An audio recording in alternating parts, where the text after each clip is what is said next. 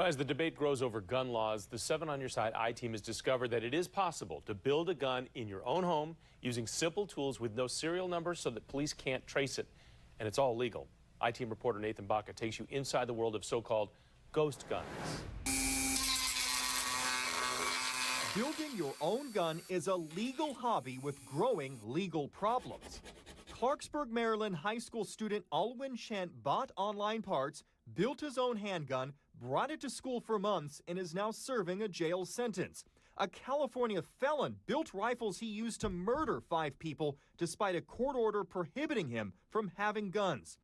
For just more than $600, we ordered parts to a Glock 19 handgun and assembled it with no prior experience.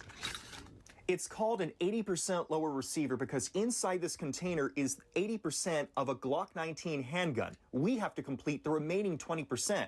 We have to mill the top part and inside the chamber, and then also drill holes as shown here. Let's get started.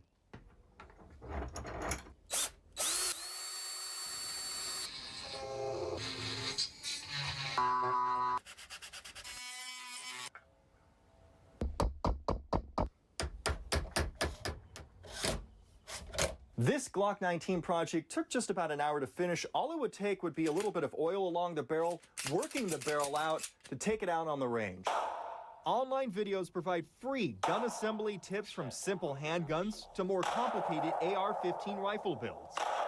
Some online retailers print serial numbers on their parts, but others legally advertise themselves as ghost guns with no serial numbers anywhere on their untraceable firearms. As if that would really make any difference with a criminal. Philip Van Cleve is president of the Virginia Citizens Defense League. The first thing a criminal does when he steals a gun is get rid of the serial number. It's very hard to remove a serial number. David Shipman disagrees. He led the ATF's firearms program and now is senior policy advisor with former Congresswoman Gabby Giffords' gun control campaign. We have methods to actually raise serial numbers if they're removed. Because you're making your own, you know, the government doesn't know you're making them, and that's good. The government doesn't need to know what guns we all have.